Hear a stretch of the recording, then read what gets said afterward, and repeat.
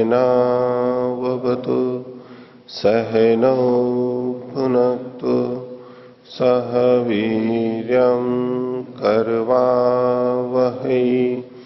तेजस्विनावधीतमस्तु मा विद्विषावहै। ओम शांति शांति शांति।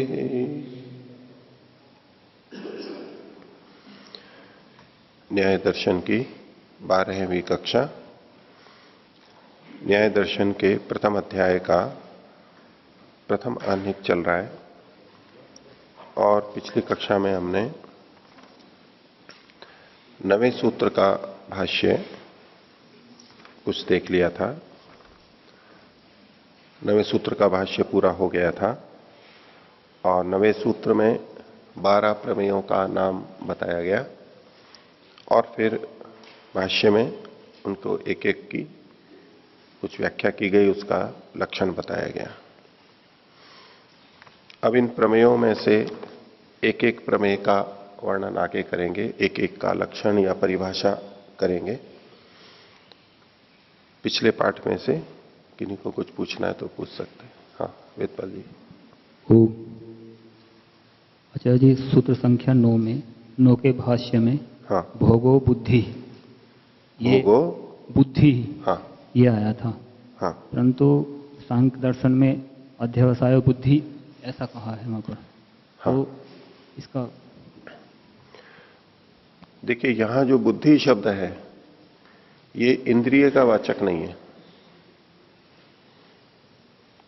यहां पर वो सीधे इंद्रिय का वाचक नहीं है। सांख्य में जो कहा गया कि बुद्धि निश्चयात्मक होती है, वो कर्ण की दृष्टि से कहा गया।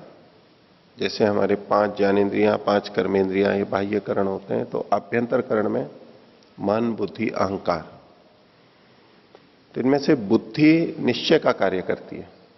जो सूचनाएं हमें प्राप्त हुई, जो अनुभव हमारे हैं पूर्व के, उनका ज्ञान, वो सब मिलाकर के हम अपना उचित अनुचित, ग्राह्य, त्याज्य, उपेक्षा बुद्धि, जो भी हम कुछ निश्चय करते हैं वो बुद्धि के माध्यम से करते हैं। तो उस बुद्धि से जो किया जाता है अध्यवसाय, निश्चय, उसको वहां पर बुद्धि कहा गया। ठीक है। बुद्धि का मतलब ज्ञान भी होता है। बुद्धि का मतलब ज्ञान। आगे सूत्र आएगा भी, बुद्धिर उपलब्धि ज्ञानम इति अनर्थांतरम। यहां इस शास्त्र में जब इसी बुद्धि शब्द की व्याख्या वहां पर करेंगे, यहां जो प्रमेय गिनाए गए हैं, आत्मा, शरीर, इंद्रिय, अर्थ, बुद्धि, मन, प्रवृत्ति, दोष आदि, इसमें जो बुद्धि शब्द है इसकी सूत्रकार स्वयं व्याख्या करेंगे। इन 12 के 12 प्रमेयों में एक एक का लक्षण आगे सूत्रकार स्वयं बताते चलेंगे। तो ये बुद्धिर उपलब्धि ज्ञानम इति अनर्थांतरम, ये सूत्र इसी बुद्धि की व्याख्या के लिए है। वहां पर उस सूत्र से भी हमें पता लगता है कि यहां जो बुद्धि शब्द है वो इंद्रिय के लिए नहीं प्रयोग किया गया है। बुद्धि शब्द 2 तरह से बना सकते हैं संस्कृत में हम। एक तो जो हम कर्ण रूप में करते हैं, बुध्यते अनेन इति बुद्धि, जिससे जाना जाता है। इंद्रियों से भी जाना जाता है, उनसे अलग तरीके से जाना जाता है, तो जिससे वास्तव में हम अधिकतर जानते हैं बुद्धि, तो बुध्यते अनेन इति बुद्धि, एक तो ये शब्द बन सकता है इस तरह से। दूसरा उसको भाव में करते हैं बोधनम बुद्धि ही, बस केवल जानना, जना, केवल जो बोध है बस वो ही होना। बोध होता है, बोध मतलब अनुभूति, ज्ञान, ये जो होता है, इस ज्ञान को भी बुद्धि शब्द से कहा जाता है। तो यहां पर बुद्धि का मतलब ज्ञान है। बुद्धि का मतलब ज्ञान है। अब इसको समझिए कि इन्होंने कहा भोगो बुद्धि। बुद्धि क्या है? बुद्धि तो सूत्र में आया हुआ पद है, और भोग, भोगो मतलब भोग, ये इस बुद्धि को ही खोला गया है, बुद्धि का ही अर्थ बताया गया है। तो देखिए, कुछ शब्द हमने देखे थे कि आत्मा है भोक्ता, भोगने वाला। भोगायतन है, भोग का आधार शरीर। भोग के साधन है इंद्रियां, वो बाह्य इंद्रियां भी और आभ्यंतर इंद्रियां भी, तीनों हो जाएंगे। और भोग्य, भोगने योग्य चीज क्या है? इंद्रियों के अर्थ, विषय, शब्द, स्पर्श, रूप, रस, गंध इत्यादि जो वस्तु है, जो गुण है इत्यादि, ये भोग्य होते हैं। तो कौन कौन से शब्द आ गए? भोक्ता यानी आत्मा, भोग साधन इंद्रियां, भोग्य इंद्रियार्थ, ठीक है, और भोगायतन शरीर, ये चार चीजें आ गई। पांचवी चीज है कि भोग क्या होता है। इन शब्द के, इन जितने चार हमने देखे, इसमें भोग शब्द, भुज धातु वहां पर सब जगह जुड़ा हुआ है, उससे संबंधित ही शब्द है ये। भोक्ता, भोग्य, भोग साधन, भोगायतन। तो भोगायतन में भोग का जो आयतन है, आधार है, भोग साधन, भोग के जो साधन है इंद्रियां, भोग क्या होता है, ठीक है। तो सामान्यतः हम जैसे उपभोग करते हैं, किसी वस्तु को खाते हैं, पीते हैं, देखते हैं, सुनते हैं, उनका लेना भोजन है। और कोई विषय है, संसार के दृश्य है, उनको देखना करना, तो भोग क्या होता है? तो ये बाहर की जो वस्तुएं, ये तो हैं भोग के पदार्थ, भोग, इनको हम भोगते हैं, यानी भोग्य हैं ये। इंद्रियों से हम इनको भोगते हैं, बाहर के पदार्थ भोग्य हो गए, इंद्रियों से हम भोग रहे हैं इनको। इंद्रियां भोग के साधन है, शरीर आधार बन रहा है, बिना शरीर के ये सब हो नहीं सकता। और भोगने वाला आत्मा है। तो जो आत्मा भोगने वाला है, उस तक भोग पहुंचा क्या है, उस तक जो चीज पहुंच रही है वो भोग कहलाएगी। भोग क्या हुआ? हमने संसार का भोग किया। ये वृक्ष है, वृक्ष को देखा, ये भी एक तरह से वृक्ष का भोग है। जो पशु पक्षी इसको खाते हैं, पत्तों को, और इनको हम इसके फल खा लेते हैं इत्यादि, जो भी कुछ है, इंद्रियार्थ सन्निकर्ष होने पे जो कुछ भी अंदर जा रहा है, हमारे अंदर आत्मा तक पहुंचा क्या है? ये चीजें तो सारी बाहर ही हैं, अंदर तो नहीं पहुंची ना। इंद्रियां माध्यम बन रही हैं उससे संबंधित सूचना के अंदर पहुंचाने का। मन भी साधन बन रहा है, और वो आत्मा तक पहुंचे। तो आत्मा तक पहुंचा क्या है? ज्ञान ही पहुंचा है। ये कोई चीज नहीं पहुंचती, हलवा खीर पूड़ी आत्मा तक नहीं पहुंचती है, वो तो शरीर में ही रह जाती है। यहीं हम उसको चबा लेते हैं, यहीं पच जाती है, यहीं उसका सार निकल जाता है, यहीं वो मलमूत्र बन करके निकल जाती है। हाँ, शरीर के कारण शरीर को बल मिलता है, इससे आत्मा का एक साधन पुष्ट होता है, हम अपने कार्य कर पाते हैं इत्यादि। लेकिन सीधे सीधे आत्मा तक क्या पहुंचता है? नहीं। कोई खुशबू पहुंचती है आत्मा तक? खुशबू भी शरीर पे, नाक तक, बस ये यहीं तक ही रह जाती है। हर चीज आत्मा तक क्या पहुंचता है? तो आत्मा तक उसकी सूचना, संवेदना, ज्ञान पहुंचता है। तो आत्मा आखिर भोग किसका करता है? ज्ञान का ही करता है। ज्ञान का ही तो भोग हो रहा है उसको, और बाकी चीजें तो दिखने में लग रहा है कि हमने लड्डू खा लिया, लड्डू का भोग कर लिया, हमने लड्डू का भोग लगा दिया अपने आप को। भोग लगाते हैं ना लोग, जैसे करते हैं, हम अपने आप को भी भोग लगा देते हैं, हम खा लेते हैं लड्डू पेड़े। तो आत्मा पर क्या पहुंचा? वास्तव में आत्मा का भोग क्या है? ज्ञान है। बस इसको ही ले कहा गया भोगो बुद्धि। आत्मा तक बस यही पहुंच रहा है, और कुछ नहीं पहुंचता, कुछ नहीं पहुंचता। जैसे कीचड़ किसी ने हमारे शरीर पे लगा दिया, रंग लगा दिया, वो आत्मा तक तो पहुंचता नहीं है, यहीं रह जाता है। ऐसी बाकी सारे विषय भी उनका ज्ञान पहुंचता है, पर फिर भी उसको अलग अलग चूंकि ज्ञान होते हैं, इसलिए कहते हैं कि आत्मा देख रहा है, आत्मा रूप को देख रहा है, आत्मा रस को चख रहा है, आत्मा गंध को ले रहा है, आत्मा शब्द को सुन रहा है, इत्यादि ये कथन बनेंगे। लेकिन वो कुल मिलाकर के क्या है? बस वो बोध, बुद्धि, बस ये भोग है। आत्मा का भोग क्या है? ज्ञान ही है बस। ठीक है, इसलिए उन्होंने कहा भोगो बुद्धि। इसे ही आत्मा के लिए उपलब्धि कहते हैं। आत्मा को मिला क्या? इन सबको करके आत्मा को मिला क्या? ज्ञान मिला। अब ज्ञान के अनुसार सुख दुख अंदर हो जाता है उसको, वो भी है, ठीक है। उसके अनुसार वो इच्छा द्वेष आगे के लिए पैदा करता है, प्रीति अप्रीति करता है, वो ठीक है अंदर। लेकिन उस तक पहुंची क्या चीज है? ज्ञान पहुंचे। भोगो बुद्धि, ये कहना चाहिए। हाँ चलिए, ये तो समझ में आ गया। ये संभावना और अनुमान प्रमाण में क्या भेद करेंगे? संभावना और अनुमान प्रमाण में हम, ये प्रश्न क्यों उठता है कि लोक में, क्योंकि मेरा अनुमान है, उस अनुमान को हम दूसरे शब्द में बोलते हैं मेरा अंदाजा है। अंदाजा है, ठीक है। और उसी को कह देते हैं भी इसकी संभावना है।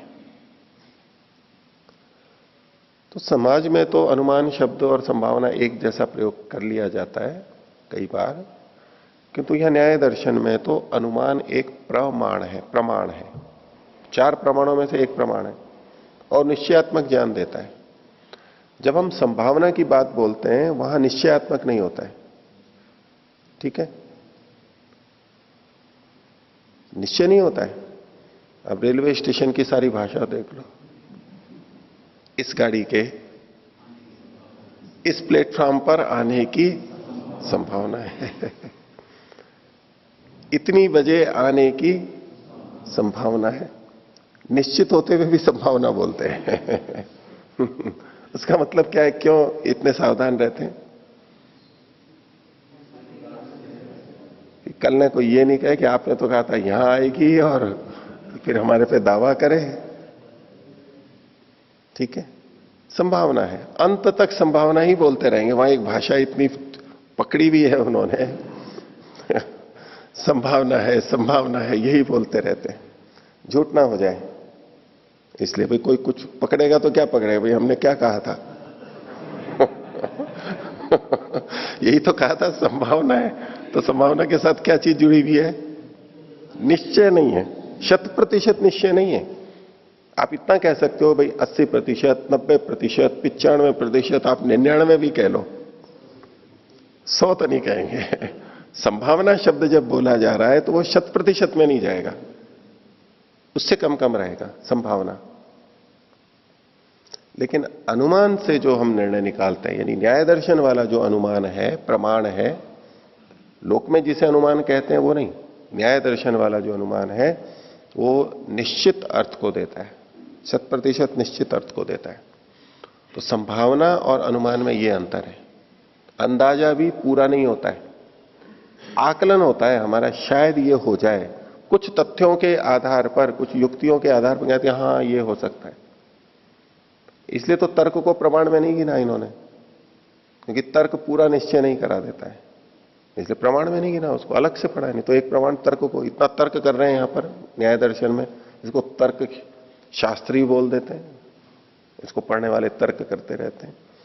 तो ये तो तर्क इतना ज्यादा होते हुए भी इसको प्रमाणों में नहीं गिना है, वो इसलिए कि इसमें 100% निश्चय नहीं होता है। इसमें एक शब्द और है, संभव। ये 4 प्रमाण तो यहां दिए, उसके अलावा 4 प्रमाण और माने जाते हैं, 8 प्रमाण माने जाते हैं। महर्षि दयानंद ने भी लिखे हैं उनको। तो इन 4 के अतिरिक्त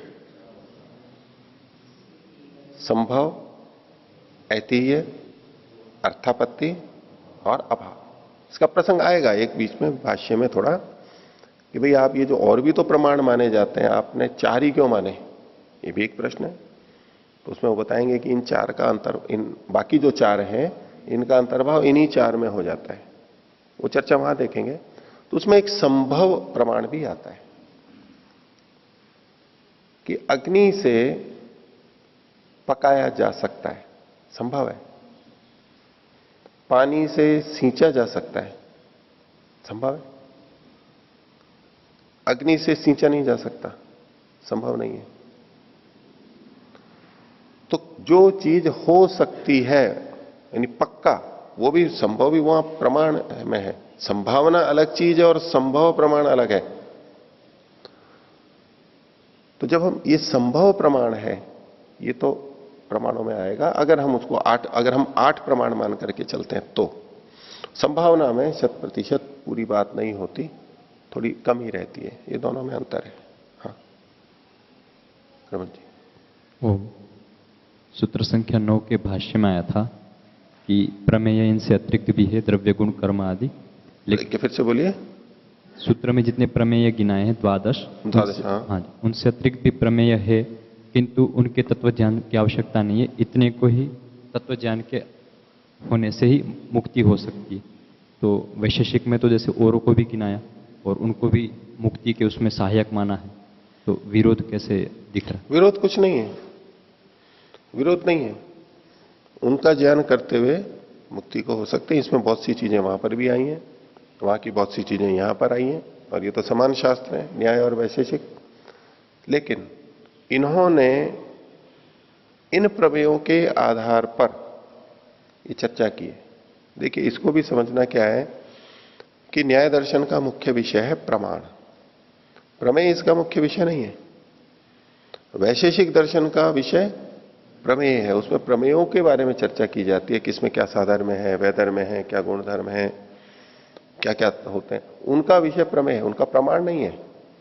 न्याय दर्शन का विषय है प्रमाण। लेकिन प्रमाणों को समझाते हुए उन्हें कुछ प्रमेय भी तो चाहिए कि प्रमाणों का प्रयोग, कि प्रमाणों से किसी की सिद्धि करेंगे, प्रमाणों से अर्थ की परीक्षा करेंगे, तो अर्थ भी तो चाहिए। प्रमाण ही अर्थ परीक्षणम न्याय, तो कुछ विषय तो चाहिए जिसको लेकर के कसौटियां करेंगे। भाई कहीं तराजू विषय होगा और कहीं सामान्य विषय होगा। दुकान में जब तराजू की दुकान होगी तो वहां तो तराजू विषय होगा, और उस तराजू, वो तराजू ठीक है या नहीं है, उसको जानने के लिए कुछ वस्तुएं भी होंगी वहां पर। और एक परचूनी की दुकान है जहां की वस्तुएं हैं, उसका विषय वस्तु है, लेकिन तराजू भी होगा वहां पर। वहां तराजू, वो तराजू की दुकान नहीं है, तराजू वस्तुओं के लिए है। वहां मुख्य विषय वस्तुएं हैं, वस्तुओं का बेचना लेना, तराजू माध्यम बन रहा है। लेकिन जो तराजू की ही दुकान हो, वहां वस्तुओं से क्या काम? नहीं, वहां भी वस्तुएं चाहिए बताने के लिए कि तराजू है, इससे कैसा तोला जा रहा है, नहीं जो रहा है, केवल उतने के लिए। लेकिन मुख्य विषय वहां तराजू होता है। ये तराजू तुला प्रमाण की तरह से, तो यहां का विषय प्रमाण है, इसलिए प्रमेय चाहिए थे। अब कौन सा प्रमेय लें? तो उन्होंने वास्तव में तो एक ही प्रमेय लिया है, आत्मा।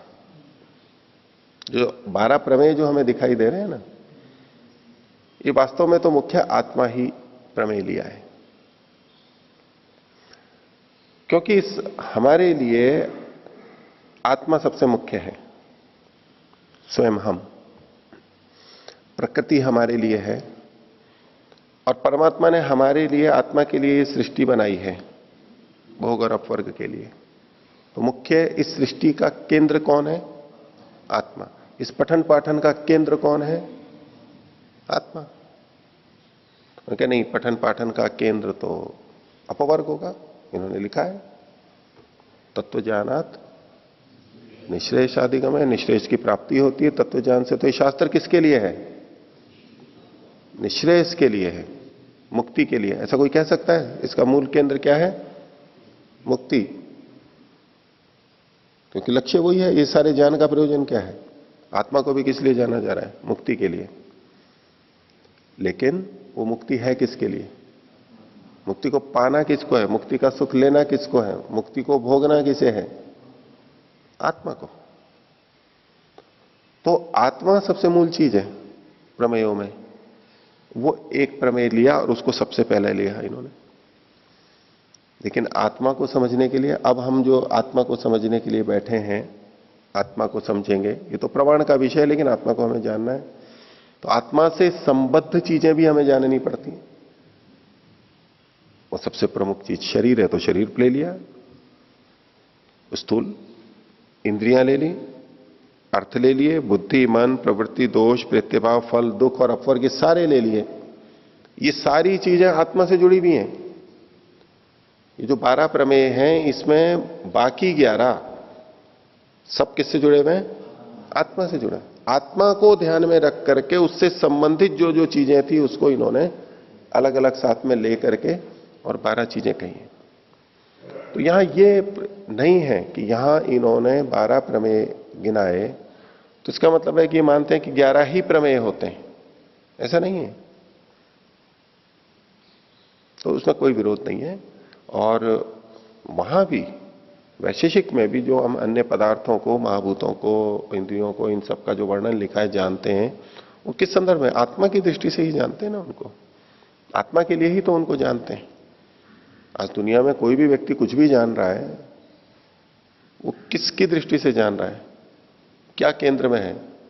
आत्मा का सुख, आत्मा के दुख की निवृत्ति। चाहे कोई कुछ भी जानने में लगा हुआ है अभी, तो जमीन के अंदर, चाहे ऊपर अंतरिक्ष में, पेड़ पौधों में, और कुछ जो कुछ भी कर रहे हैं, जान भले ही कुछ भी रहा है। वो मोबाइल को जान रहा है, लेकिन मोबाइल को भी क्यों जान रहा है? वो किसी और के लिए, किसके लिए? अंततः फिर आत्मा के लिए ही पहुंचेगा। तो जितनी सारी गतिविधियां हैं, जितना सारा ज्ञान है, वो आत्म केंद्रित है, आत्मा के लिए होता है, क्योंकि वही चेतन है, सब कुछ उसी के लिए है। तो यहां मुख्य प्रमेय आत्मा है और बाकी चीजों का वर्णन इन्होंने किया। इससे कोई अंतर नहीं पड़ता है। इसका यह मतलब नहीं है कि उन चीजों का वो निषेध करते हैं, ये उल्लेख भी करेंगे। जिनको यहां प्रमेय में नहीं लिखा है उनका भी उल्लेख करते हैं, ये आगे करेंगे। लेकिन यहां जो आपको जानना है, प्रमाणों से जिनकी परीक्षा करनी है, वो ये चीजें हैं। प्रमाणों के द्वारा इन चीजों पर चर्चा की जाएगी आगे, एक एक के लक्षण बताए जाएंगे। ये हमारे को समझ में आना चाहिए। इन्होंने लिखा, कोई विरोध नहीं है परस्पर। हाँ। और जो भाष्य में कहा कि इन 12 प्रमेयों से भी अन्य भी प्रमेय है, हाँ। तो किंतु जो भाष्य में जो इंद्रियार्थ अर्थ जो आया है, तो उसमें वो सारे प्रमेय तो आ ही जाएंगे, अलग से इस तरह कैसे कह रहे? नहीं, यहां पर अर्थ का मतलब क्या? वैसे तो अर्थ शब्द को आप व्यापक देखेंगे तो इंद्रियां भी अर्थ में आ गई, प्रमाणों से जिस जिसको जाना, आत्मा भी अर्थ में आ गया, सभी अर्थ में आ गए। लेकिन यहां अर्थ का मतलब क्या है? इंद्रियार्थ, इंद्रियों के जो अर्थ है। इंद्रियां मतलब ज्ञान इंद्रियां, और उनके जो अर्थ यानी विषय हैं, यानी शब्द, स्पर्श, रूप, रस, गंध, उस पर यह केंद्रित है। यहां पर इस अर्थ के बारे में भी सूत्र आएगा आगे, उससे हमें स्पष्ट हो जाएगा कि इंद्रियों के अर्थ क्या है, क्या कहना चाहते हैं, ये वो ही लिए जाएंगे केवल। और कोई बोलिए। जिनको पूछना होता है वो हाथ खड़ा करेंगे, हाथ नहीं खड़ा करेंगे तो मैं पूछूंगा नहीं उनसे। हाँ। पृष्ठ संख्या 42 में भाष्य के नीचे से दूसरी पंक्ति, हाँ। पूर्व शरीरानाम आदिर नास्ति, ये आचार्य जी समझ में नहीं है। पूर्व शरीरों का, पहले तो इन्होंने ये कहा था ना कि ये शरीर अपूर्व नहीं है, यानी पहला और अद्भुत ही शरीर हो ये जो हमने पाया है। इससे पहले कभी कोई शरीर ही नहीं था, ऐसा नहीं है। इससे पहले भी शरीर थे। तो जो पूर्व शरीर थे उनके लिए कहा जा रहा है कि उसका आदि नहीं है। अब ये वाक्य ऐसा है कि जिसके को थोड़ा हमें समझना होता है। अगर सीधे सीधे शब्द का अर्थ देखेंगे तो क्या लिखा है? पूर्व शरीरों का आदि नहीं है। अब इस शरीर का आदि है, इस शरीर का जो जो अपना अपना है हमारा आदि है। जब हम जन्म हुआ था या हम गर्भ में जब पहले शुरुआत हुई थी हमारी, प्रारंभ है ना, एक छोटे से थे, एक कोशिका, और फिर उससे बढ़ते चले गए, आदि है। तो इससे पहले के शरीर है उनका भी ऐसा आदि तो होगा ना, या नहीं? अनुमान करो ना। आज अगर हमारे सब शरीरों का आदि होता है, हम एक कोशिका से लेके फिर इतने बड़ा बन जाते हैं, इतनी कोशिकाएं और इतना पूरा तंत्र विचित्र शरीर बन जाता है, इसका आदि है ना, और इसका अंत भी है। अंत क्या मतलब? मृत्यु हो जाती है, शरीर छूट जाता है, आत्मा चली जाती है, नष्ट हो जाता है शरीर। उत्पत्ति और नाश दोनों हैं इसके, आरंभ और अंत दोनों हैं।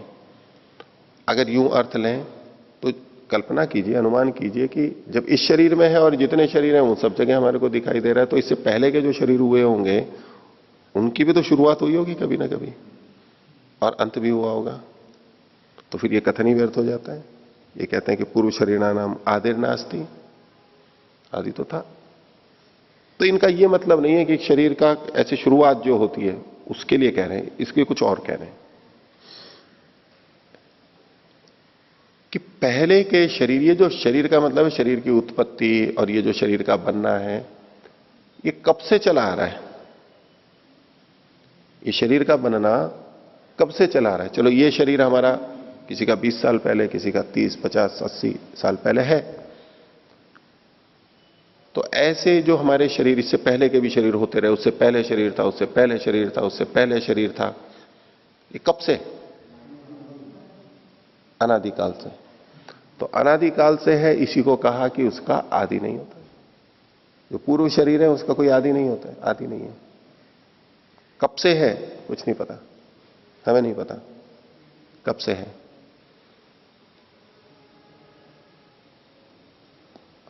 शरीर उत्पन्न होता है, नष्ट होता है, लेकिन फिर भी शरीर का ये उत्पन्न होना, नष्ट होना जो है, बनना बिगड़ना, ये कब से चल रहा है? अनादिकाल से चल रहा है, कोई उसका आदि नहीं है। तो पूर्व शरीरम आदिर नास्ति, ठीक हो गया ये?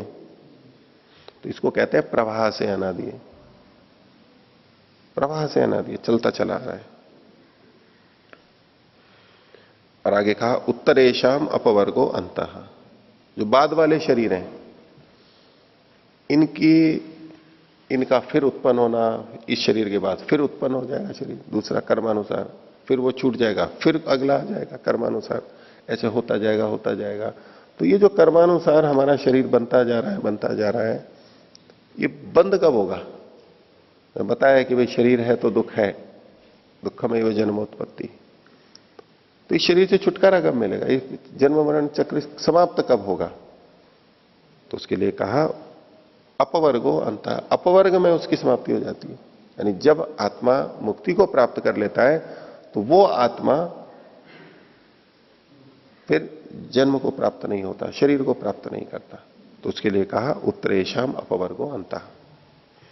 अब उसमें आएगा कि भाई इसके आधार पर कुछ लोग कहते हैं कि भाई अच्छा मुक्ति हो गई तो और उसका कभी शरीर नहीं होता है, उत्तर शरीरों का, तो फिर मुक्ति के बाद में भी शरीर नहीं होता होगा, ये इनका मतलब है।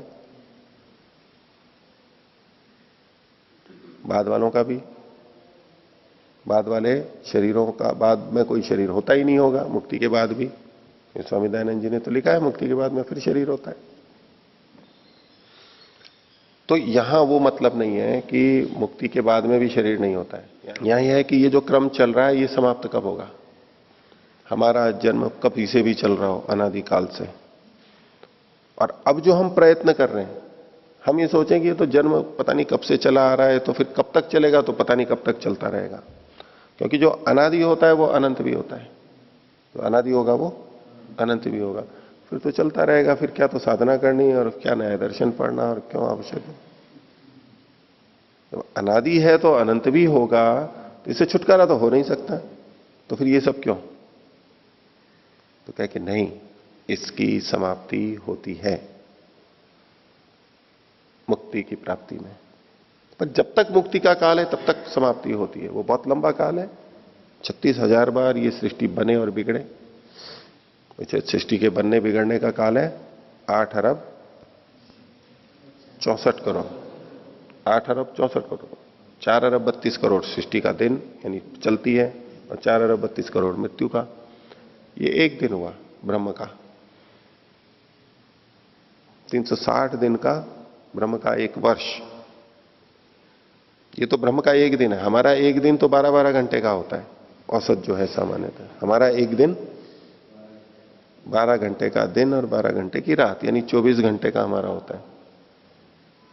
लेकिन परमात्मा का जो एक दिन है वो 8 अरब 64 करोड़, 4 अरब 32 करोड़ का वर्ष का दिन, मानव वर्ष का दिन, और 4 अरब 32 करोड़ मानव वर्ष का की रात, ये मिलकर के उसका एक दिन होता है। तो जब ब्रह्म का एक दिन होता है तो ब्रह्म का एक वर्ष भी होगा। एक महीने में 30 दिन, तो 12 महीने में 360 दिन। तो ऐसे ऐसे ब्रह्म के जो ये एक दिन हुआ, ऐसे ऐसे उसके 360 दिन होते हैं, तो उसका ब्रह्म का एक वर्ष होगा। तो 360 बार सृष्टि बने और बिगड़े तो ब्रह्म का 1 वर्ष पूरा होता है। और हम सामान्यतः कितने साल के होते हैं? 100 साल के। वो परमात्मा ने चलो इनको मुक्ति भी 100 साल की देते हैं, ब्रह्म के 100 वर्ष तक मुक्ति देते हैं। तो 360 बार सृष्टि बने बिगड़े, ये तो परमात्मा का 1 वर्ष, यानी 1 ब्रह्म वर्ष, ब्रह्मा का 1 वर्ष। तो ऐसे 100 वर्ष हो तो 2 शून्य और लगा, इसको 360 को 100 से गुणा कर दो तो क्या हो जाएगा? 36,000। ये 36,000 का आंकड़ा कहां से आया? 36 का आंकड़ा तो पता है ये 36 का आंकड़ा क्या होता है लेकिन ये 36,000 का आंकड़ा कहां से आया? ये ब्रह्म के 100 वर्ष हैं, ये ब्रह्म की एक आयु कहलाती है। हालांकि उसकी कोई यूं आयु नहीं है, नित्य है, अनादि अनंत है। लेकिन और ये 31 नील 10 खरब 40 अरब, ये कौन सी संख्या आई है? 31 नहीं, 31 10 40, एक सीधे सीधे होनी चाहिए ना दशमलव के अंदर, जैसे 10 100 1000 लाख।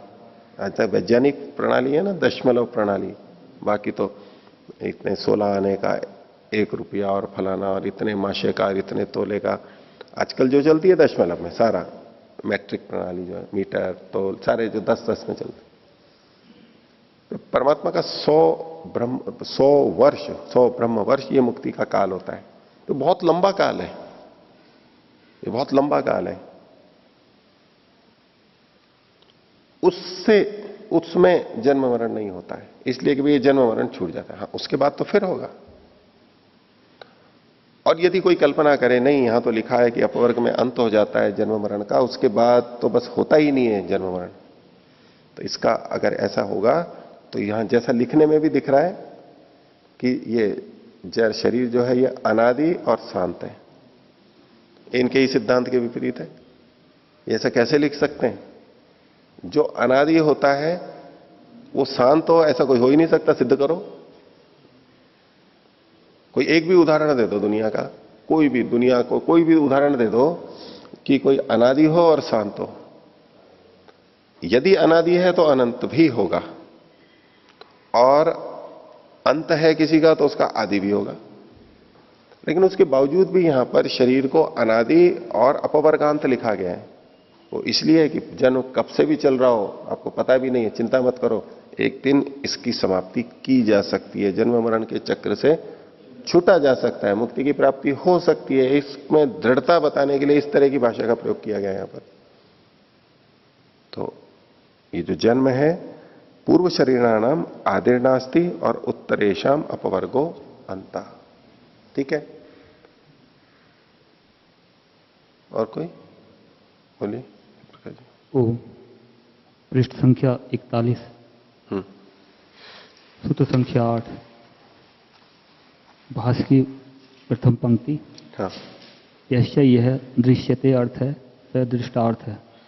यश्या मूत्र प्रतीयते सो अदृष्टार्थ है। तो यह और परलोक की बात इसमें की गई है। हाँ, तो यहाँ पर ई लोक मतलब यह लोक मतलब इस लोक में, हाँ, तो ये तो एक प्रत्यक्ष दिखा रहे हैं, अर्थ का भी प्रत्यक्ष दिखा रहे हैं। ये प्रत्यक्ष हो गया। तो ये शब्द प्रमाण में कैसा आएगा ये? जो शब्द प्रमाण यहां पर दिख जाता है हमारे को, उसका विषय। ठीक है, किसी ने कहा कि भाई दिल्ली में संसद भवन है, इस स्थान पर है, उसने वाक्य बोला, ये हमारे लिए शब्द प्रमाण हुआ, हमने सुना और हमने जाकर के वहां पर देख लिया। तो जिसने बोला था उसका विषय ये दृष्ट हो गया, देखा जा सकता है, देखा गया, ये दृष्ट विषय कहलाता है। अच्छा, अप्तोपदेश से जिस बात को कहा गया है उसको यदि हम यहां अनुभूत कर लेते हैं, प्रत्यक्ष कर लेते हैं, तो कैसा कहते हैं कि ये दृष्ट अर्थ है इसका। और यदि आप्तोपदेश में ऐसी बात कही गई है जिसका अर्थ यानी विषय इस संसार में हमें प्रत्यक्ष नहीं हो सकता है, अनुभव में नहीं आ सकता है, बाह्य इंद्रिय प्रत्यक्ष नहीं, आंतरिक प्रत्यक्ष भी किसी भी तरह हो ही नहीं सकता है, तो उसको कहते हैं अदृष्ट अर्थ है। अर्थ तो है लेकिन दृष्ट नहीं हो, दिखाई नहीं दे रहा है, अदृष्ट है। तो लेकिन उसका ज्ञान फिर भी हो सकता है, अनुमान आदि से हम कर सकते हैं, प्रत्यक्ष तो नहीं कर सकते लेकिन अनुमान से कर सकते हैं। इसलिए इन्होंने जो लिखा ना, यस्य है दृश्यते अर्थ स दृष्टार्थ, और यस्य अमूत्र प्रतीयते, प्रतीत होता है दूसरे, हाँ हो सकता है, ये बात संभव है, अनुमान आदि से करते हैं, जिससे इन्होंने आगे कहा ना अंत में, अतिष्ठार्थोपि प्रमाणम अर्थस्य अनुमानादि थी, उसका अनुमान कर सकते हैं, प्रत्यक्ष तो नहीं हो सकता है, अनुमान कर सकते हैं। तो दृष्ट और अदृष्ट शब्द के दोनों भेद होते हैं। कोई ये ना समझ ले कि शब्द प्रमाण वही प्रमाण है जो कि दृष्ट अर्थ वाला ही हो, ये कोई उसकी सीमा बांध दे, ऐसा नहीं। शब्द प्रमाण प्रमाणित होता हुआ भी अदृष्ट अर्थ वाला भी होता है। ठीक है, आगे चलिए। मैं आपको पूछूं पीछे का, आगे ही चलते हैं आप, चलिए। पृष्ठ संख्या 43,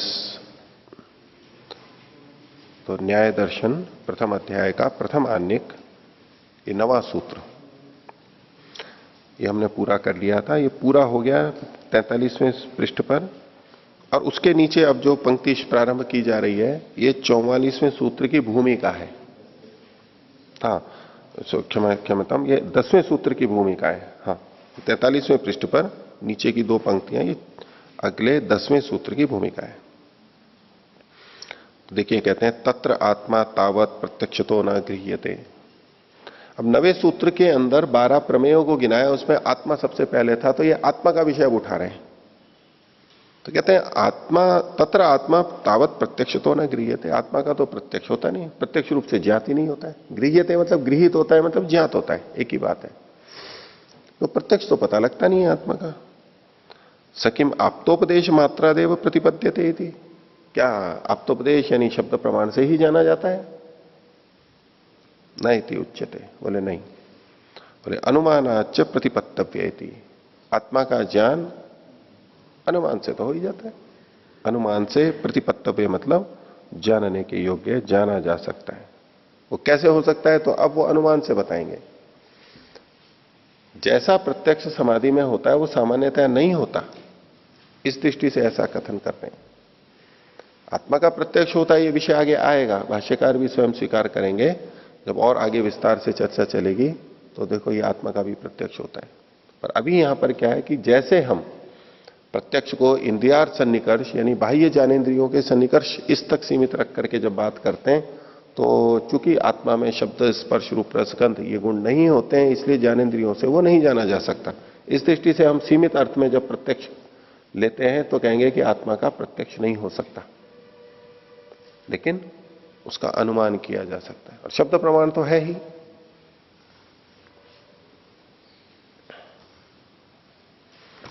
देखिए, तो उसके लिए 10वां सूत्र इन्होंने दिया, इच्छा द्वेष प्रयत्न सुख दुख ज्ञानानि आत्मनो लिंगम।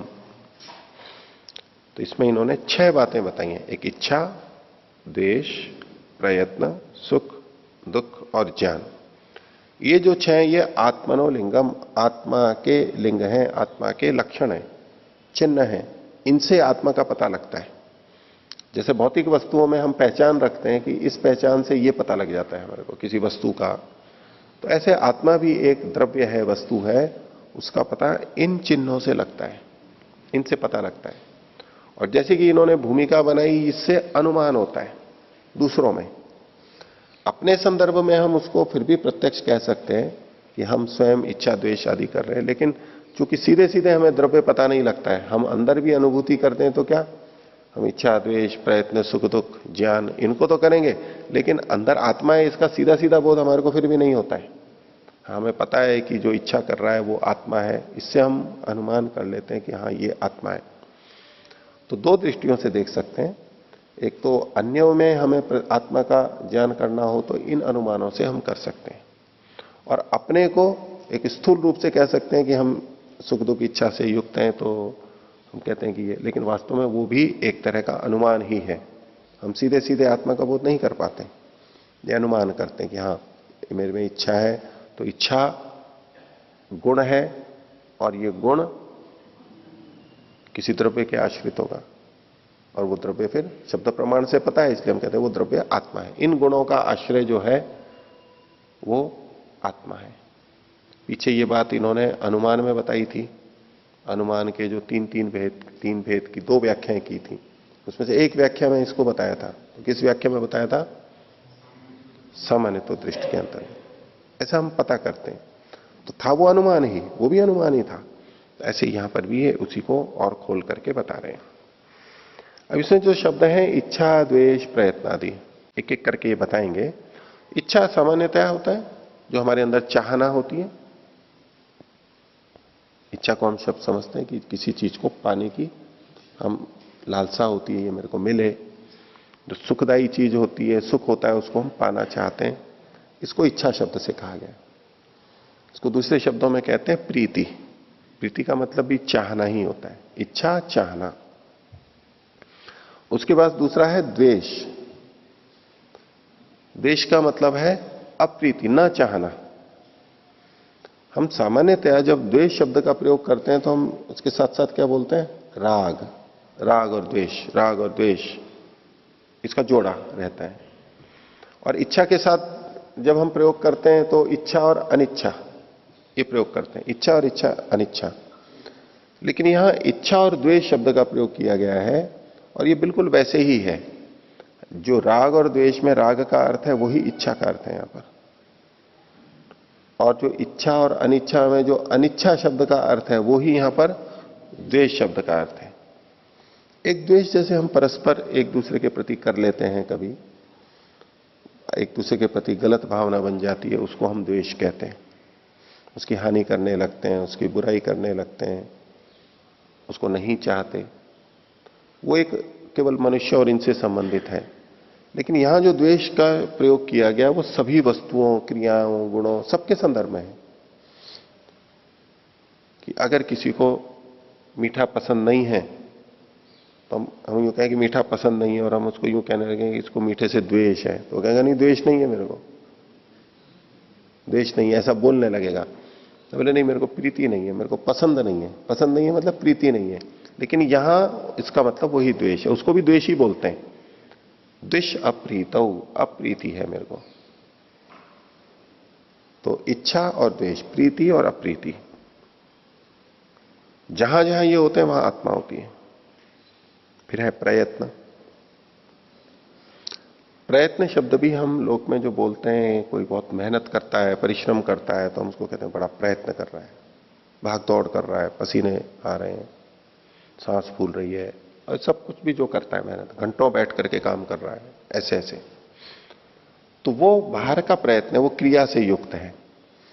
लेकिन जो इसको भी हम यहां ले सकते हैं, बाहर वाला जो ये प्रयत्न होता है, लेकिन वैसे वास्तव में अंदर के प्रयत्न से ये सारा का सारा होता है।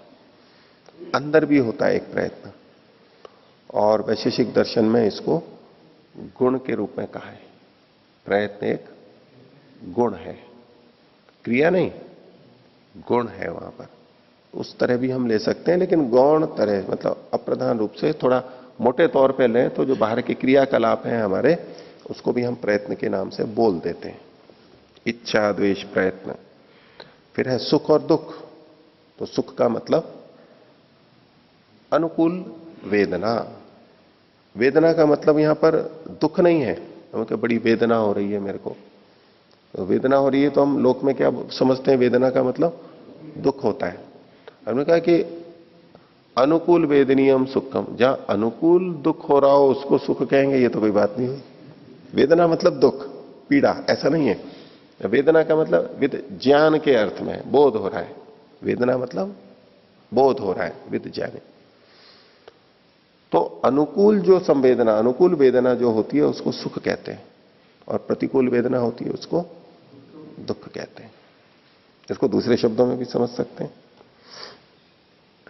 सुख, सु को अलग कर दीजिए, ख को अलग कर दीजिए, और दुह अलग कर दीजिए, और ख अलग कर दीजिए।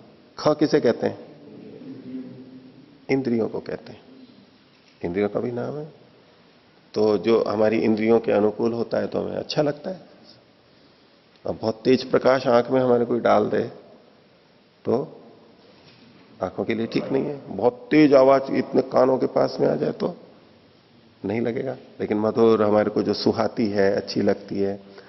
गंध बहुत तीव्र हो तो सिर में दर्द हो जाता है, इतनी तेज गंध है, पता नहीं कैसे। ऐसे ही स्वाद है, ऐसे ही स्पर्श है, बहुत तेज गर्म हो जाए, बहुत अधिक ठंडा हो जाए। तो इंद्रियों के अनुकूल जो होता है वो तो सुख होता है। जब जब इंद्रियों के लिए अनुकूलता है। अब जिस आसन पे आप बैठे हैं, अगर वो स्पर्श आपका ठीक है तो बोलेगा हाँ भाई बहुत अच्छा आसन है, सुख है, सुखद है ये आसन। और अगर उसमें कष्ट हो रहा है, दुख हो रहा है, चुभ रहा है, तो कहे कि भाई कष्टप्रद है, दुखद है। तो इंद्रियों की दृष्टि से जो अनुकूल पड़ जाता है तो हम उसको सुख कहते हैं, और इंद्रियों की दृष्टि से जो प्रतिकूल पड़ जाता है तो उसको हम दुख कहते हैं। एक अंदर वैसे संवेदना होती है, लेकिन इसको इंद्रियों से जोड़ करके भी ऐसे कहा जा सकता है। दूसरा ख का मतलब और होता है ओम खम ब्रह्म। खम का मतलब आकाश भी होता है। आकाश का मतलब यहां पर खाली स्थान, रिक्त स्थान, यहां ऐसा अर्थ लेंगे। ओम खम ब्रह्म ठीक है, वो अलग वाक्य हो गया, लेकिन खम का मतलब आकाश। आकाश का मतलब यहां जो हम अर्थ लेंगे खाली स्थान, रिक्त स्थान, जहां अन्य भौतिक पदार्थ नहीं है। ठीक है, तो हमारे शरीर में भी खम ही खम है, खाली स्थान है शरीर में। शरीर में जो नलियां हैं, जितनी नालियां हैं खून को बहाने वाली और दूसरे तरल पदार्थों को लाने ले जाने वाली, सब जगह ये नालियां जितनी भी हैं ये सारे खम हैं। आंख, नाक, कान, सब जगह जो छिद्र हैं, फिर त्वचा में भी हैं, शरीर के अंदर भी हैं, फेफड़ों में भी हैं, और कोशिकाओं में भी जो चीजें आती जाती हैं वो कहां से आती है? बीच में झिल्ली होती है, उसमें से इधर से निकल के उधर चली जाती है, उधर से इधर जाती है। वहां दरवाजे थोड़ा ना लगे हैं ऐसे, और ऐसे दरवाजे भी मान लो तो भी वो वहां पर आवागमन जो होता है ना, और जहां आवागमन है वहां कुछ खाली जगह तो होगी। अगर खाली जगह नहीं हो तो आवागमन नहीं होगा। तो हमारे शरीर के जो ख हैं, वो नलियां, स्रोत, वो अगर अच्छे हैं तो सुख होता है। अब जैसे ये नाक भी है ना, ये भी नाली है, अगर ये रुक जाए तो, गले से यहां रुक जाए तो, सांस, गंध, कुछ भी रुक जाए, और हृदय की धमनियां हैं वो रुक जाए तो, जोड़ों की नलियां हैं, जोड़ों में भी हैं, कहीं भी कुछ रुक जाए तो दुख हो जाएगा। इसको संस्कृत आयुर्वेद में इसमें कहते हैं स्रोतोरोध, इसको स्रोत बोलते हैं। तरह तरह से ये सारे स्रोतोमयो अयम पुरुष है। ये जो पुरुष है कैसा है? स्रोत ही स्रोत है। अगर आप एक ढंग से देखो तो क्या है इसमें?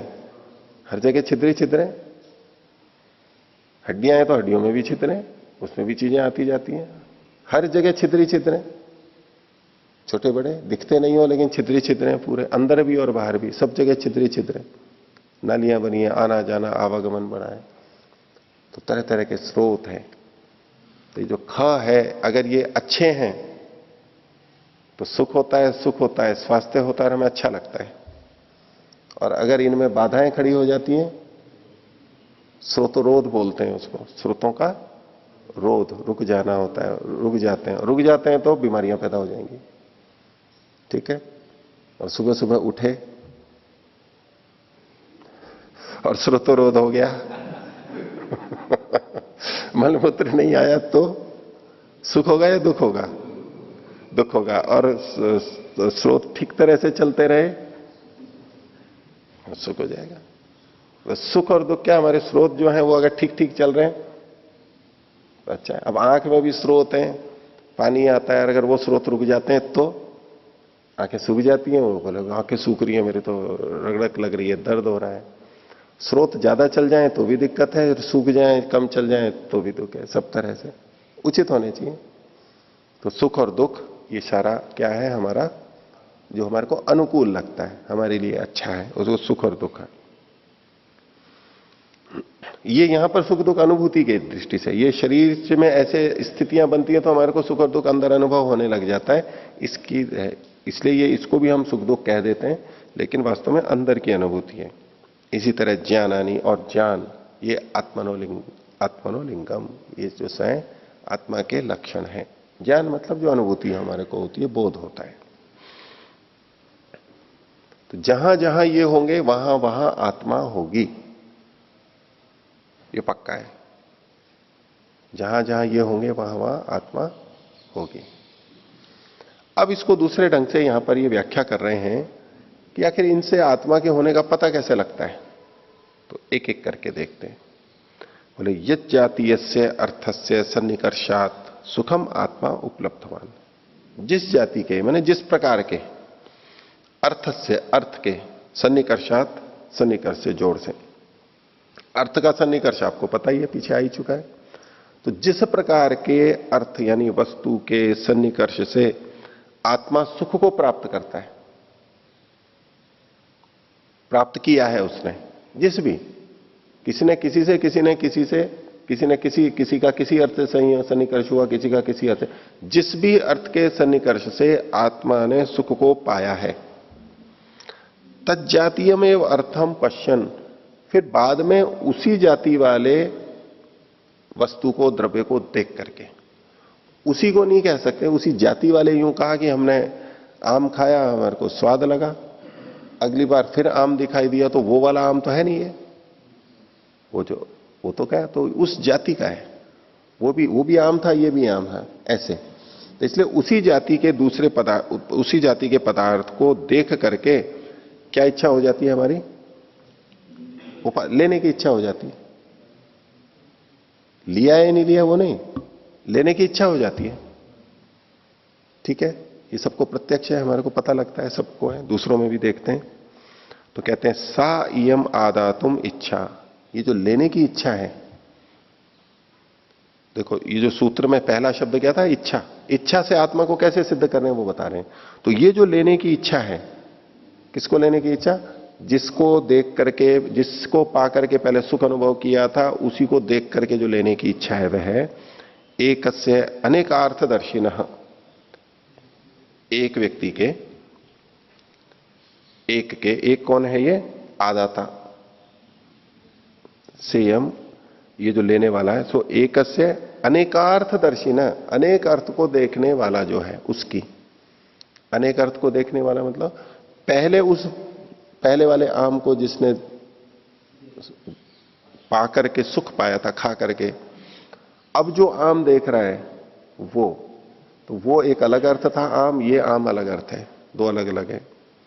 अनेकार्थ दर्शन है, अनेक अर्थ को देखने वाला है, तीसरा आम, चौथा आम, कोई सा भी हो सकता है। दर्शन प्रतिसंधानात भवती, ये जो लेने की इच्छा है ये एक को ही हो रही है, जिसने पहले सुख अनुभव किया था आम खा करके, वो ही उस आम को देख करके फिर लेने की इच्छा कर रहा है, या ये दो अलग अलग हैं, क्या अनुभूति होती है, ये लगता है ना ये एक ही है। एक कैसे पता लगा, तो दर्शन प्रतिसंधानात भवती, ये जो हमने देखा अभी फिर आम को, इससे हमारे पिछले दर्शन का प्रतिसंधान हो गया, जुड़ाव हो गया, वो भी आम ऐसा ही था, इस रंग रूप वाला था, ये भी ऐसा ही है, उसके खाने से मेरे को अच्छा लगा था, इसको भी खाना चाहिए। तो दर्शन प्रतिसंधानात, एकस्य अनेकार्थ दर्शनो दर्शन प्रतिसंधानात भवंती, दर्शन के प्रतिसंधान से होती हुई, कौन है ये भवंती, आदातुम इच्छा, लेने की इच्छा, भवंती जो है ना दीर्घ इकार वाला है, ये भवती भवता भवंती वाला भू धातु का लटलकार बहुवचन वो नहीं है, ये भवंती ये जो रूप है ये होती हुई स्त्रीलिंग का प्रत्यय है, स्त्रीलिंग है, ये एक वचन है, प्रथमा विभक्ति का एक वचन, ये शब्द रूप है भवंती, भवंती, भवंत्यो, भवंत्या, ऐसे रूप चलते हैं। तो कौन है स्त्रीलिंग में, इच्छा, आदातुम इच्छा, लेने की जो इच्छा है वो होती हुई मतलब उत्पन्न होती हुई, लिंगम आत्मनः, आत्मा का लिंग हो जाती है, आत्मा का लक्षण बन जाती है, एक की। अनेकार्थ दर्शिनः एकस्य आदातुम इच्छा, अनेक वस्तुओं को जो देख रहा है, ऐसे उस एक व्यक्ति की जो लेने की इच्छा है वो आत्मा की सिद्धि का कारण बन जाती है। क्यों बन जाती है, इसको कोई यूं भी तो कह सकता था कि भाई उस आम को जिसने खाया, किसने खाया, किसी और ने खाया, शरीर ने खाया, मुंह से खाया, और अब वो जो आम है, अच्छा उसका सुख किसने भोगा था, अभी आत्मा को छोड़ करके कल्पना करना, भाई हमने पहले आम को देखा, उठाया, छुआ, काटा, करा और खाया, सुख कहां पर आया था? जीभ पे आया था। ये स्थूल प्रतीति यही है ना। और अब जब दोबारा आम को देखा है तो किसने देखा है? आंख ने या जीभ ने? आंख ने देखा है। आत्मा को मत मानना अभी। और पानी कहां पर आ गया? मुंह में आ गया। अच्छा, आंख ने तो खाया ही नहीं था। आंख ने थोड़ा ना सुख लिया था उस आम का, जीभ ने लिया था। और अभी आंख से हम देख रहे हैं, फिर लेने की इच्छा कैसे हो गई? भाई जिसने खाया होता, जिसने खाया उसी की तो इच्छा होगी। खाया था जीभ ने और अब देखा है आंख ने और इच्छा हो गई आंख को। इच्छा हो गई, ऐसे कैसे होगा? आंख ने ही खाया होता, आंख ने ही रस लिया होता, तब तो आंख इच्छा करे। यानी दो अलग अलग है ना इस दृष्टि से। बोले नहीं, ये नहीं कर रहे हैं। भले ही पहले जीभ ने, मुख ने खाया था, लेकिन जीभ ने अनुभव नहीं किया था। कोई ऐसा है अंदर, अंदर कोई और बैठा हुआ है जिसने, जो आंख से भी जुड़ा हुआ है और जीभ से भी जुड़ा हुआ है, और अब फिर से आम को देखते ही फिर उसकी इच्छा हो गई, लेने की इच्छा हो गई। यानी बाहर की चीजों से तो नहीं हो रहा है ये, अंदर कुछ ना कुछ कोई चीज है। उसके लिए आगे कहा इन्होंने कि यदि कोई ऐसा माने, नियत विषय ही बुद्धि भेद मात्रे न संभवती। अगर हर विषय के नियत होने पर उससे जो बुद्धि यानी ज्ञान होता है वो सब अलग अलग है, तो बोले ये इच्छा नहीं हो सकती थी, लेने की इच्छा नहीं हो सकती थी। क्या? कि पहले जिस आम को खाया था उससे जो हमें ज्ञान हुआ वो एक अलग ज्ञान था, बोध था, और अब जो आम को देख रहे हैं ये एक अलग ज्ञान है। उस ज्ञान और इस ज्ञान में कोई ताल मिला नहीं है, जुड़ाव नहीं है। तो बोले अगर वो ज्ञान अंदर का जुड़ा नहीं तो अब उसी आम को देख करके फिर इच्छा नहीं हो सकती, क्योंकि वो जो ज्ञान हुआ है अभी आम को देख करके, उसको ये थोड़ा ना पता है कि वो मीठा है, ये स्वादिष्ट है। उसने तो केवल रंग देखा है उसका। तो पिछला वाला जो हमने जोड़ लिया, प्रतिसंधान हुआ, ये कब हो सकता है? जब भिन्न भिन्न विषय हो लेकिन अंदर जोड़ने वाला जुड़ाव कहीं वहां पर विद्यमान है। तो नियत विषय ही बुद्धि में मात्रे न संभवती, नहीं हो सकता है। कैसे? उदाहरण के लिए दे रहे हैं, देहांतरवदिति, जैसे भिन्न शरीर में नहीं होती। जैसे ये स्थूल उदाहरण दिया है कि मैंने तो खाए आम और दूसरे ने कभी आम खाए नहीं, अब वो आम को देख करके उसको लेने की इच्छा हो जाएगी क्या? नहीं, मेरे को ही होगी, उसको नहीं होगी, क्योंकि उसने खाया ही नहीं है। तो जैसे देहांतर में भिन्न भिन्न शरीरों में एक के ने अगर किसी भोग को भोगा है और दूसरे ने उस भोग को भोगा नहीं और उसको कुछ पता भी नहीं है, तो उसको इच्छा नहीं होगी। जैसे किसी पत्थर को देख के किसी जौहरी को पता है कि ये तो हीरा है, वो तो देख लेकर लेने की इच्छा करेगा। लेकिन दूसरा व्यक्ति जिसको ये नहीं पता है, पहले वाले शरीर में जैसे कि ये इतना मूल्यवान पत्थर है, वो लेने की इच्छा नहीं करेगा, उसके लिए तो यूं कंकर ही है। तो ऐसे ही यदि हमारे इस शरीर में, एक शरीर में भी अलग अलग होते और अलग अलग ही ज्ञान होता, तो ये दोबारा देखते ही फिर उसकी इच्छा नहीं होती, प्राप्त करने की इच्छा नहीं होती। एवं एकस्य अनेकार्थ दर्शिनो दर्शन प्रतिसंधानात् दुख हेतु द्वेष। तो ये देहांतरवत यहां तक इन्होंने सुख की व्याख्या कर दी, और जैसे इन्हें इच्छा की व्याख्या कर दी, इसी तरह से अब द्वेष की भी व्याख्या कर रहे हैं। बिल्कुल ऐसे ही लगेगी कि एवं एकस्य अनेकार्थ दर्शन है, एक ही देखने वाला है लेकिन अनेक अर्थ को देखने वाला है, भिन्न भिन्न को। उसके दर्शन के प्रतिसंधान से, ज्ञान के जुड़ जाने से दुख का जो हेतु होता है उसमें द्वेष हो जाता है। इसको हम पिछले वाली की तरह से घटा के क्या देखेंगे, इन्होंने संक्षेप से यहां पर लिख दिया उसको, पिछली ही विस्तार को, पिछले जो विस्तार किया कि जैसे पहले सुख के चीज को देख करके, सुख को अनुभव करके अगली बार जब उसको देखा तो उसको पाने की इच्छा होती है। ऐसे ही हमारा मान लो पैर कांटे पे गिर गया, लग गया और कांटा चुभ गया, बहुत कष्ट हुआ हमारे को, बड़ी मुश्किल से निकला, लड़ कढ़ाए, हम बैठे रहे, खून आया, अब बहुत सारी चीजें हो गई।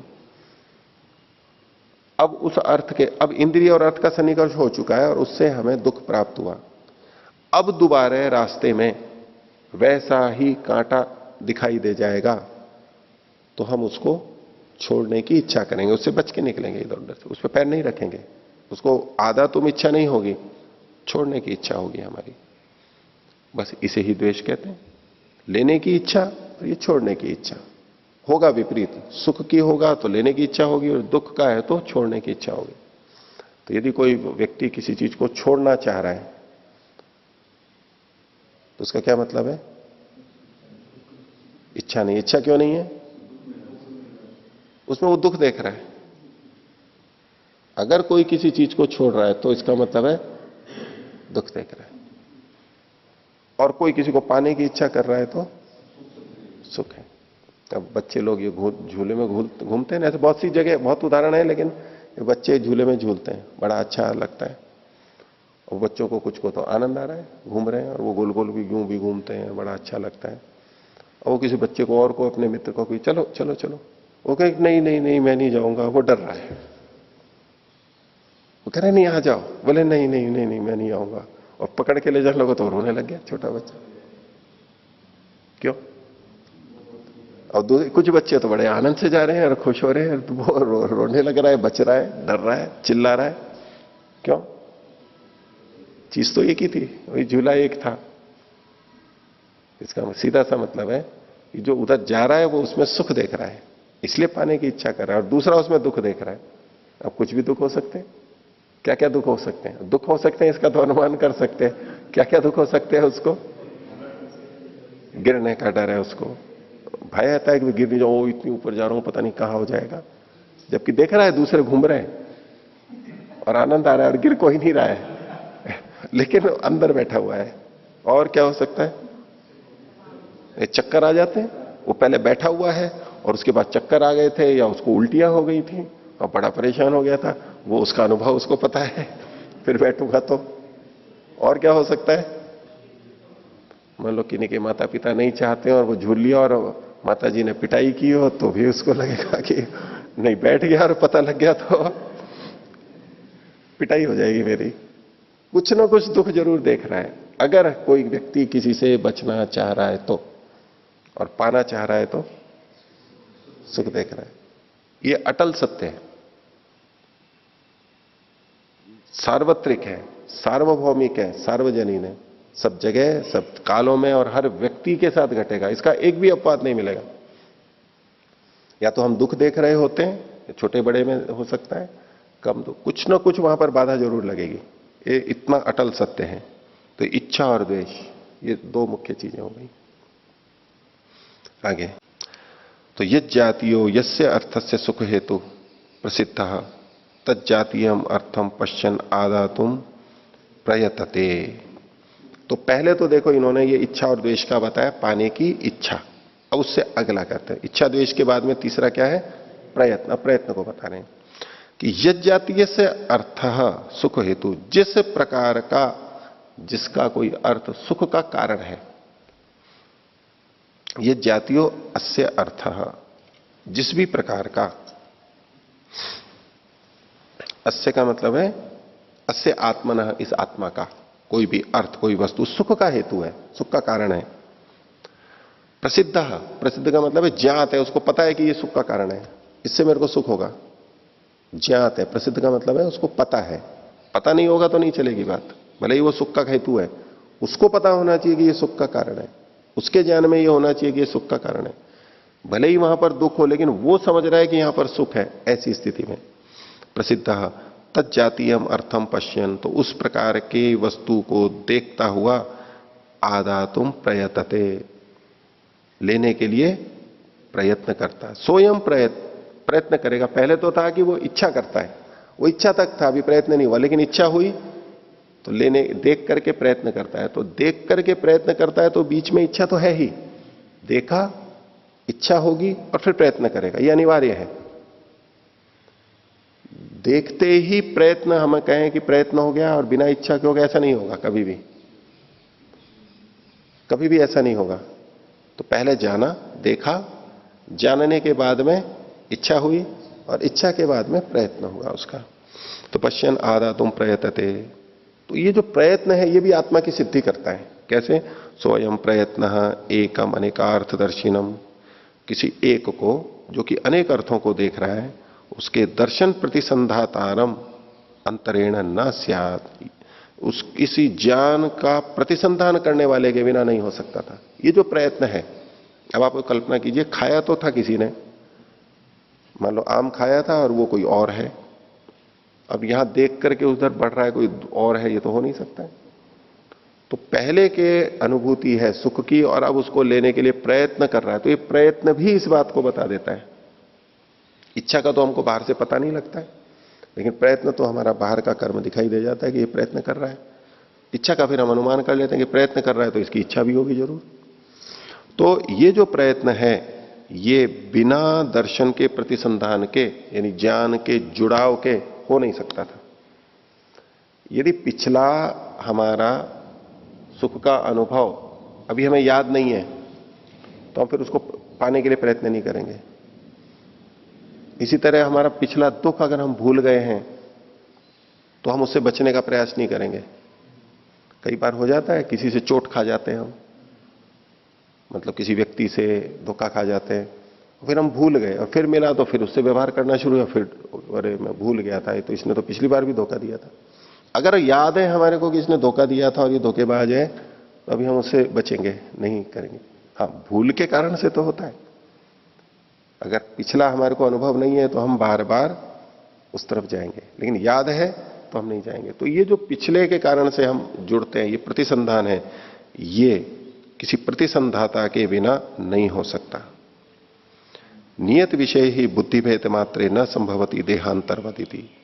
ये वो का वो वाक्य जो पीछे था कि यदि नियत विषय वाला अलग अलग बुद्धि होता, बुद्धि का भेद होता, यानी मिलते नहीं, तो ये संभव नहीं था। कैसे नहीं संभव था? जैसे देहांतर के समान। दूसरे शरीर में भी ऐसा ही होता है कि किसी ने खाया और देख हम रहे तो हम उसको लेने के लिए प्रयत्न नहीं करेंगे, वो ही करेगा, वो जिसने जाना है। आगे एतेन दुख हेतु प्रयत्नो व्याख्या था। ये तो सुख के प्रति प्रयत्न बता दिया, तो दुख के प्रति भी ऐसा ही प्रयत्न होगा दुख के कारण में, कि हम उस दुख के कारण को हटाना चाहेंगे या उससे बचना चाहेंगे। अगर हमारे को पहले से प्राप्त है, कांटा है, तो हम उसको हटाने का प्रयत्न करेंगे, और फिर कांटा दिख रहा है हमारे अभी लगा नहीं है तो हम उससे बचने का प्रयत्न करेंगे। कुछ ना कुछ प्रयत्न हमारा उसके अनुरूप होगा। तो जिससे हम बच करके चलते हैं उसका क्या मतलब है?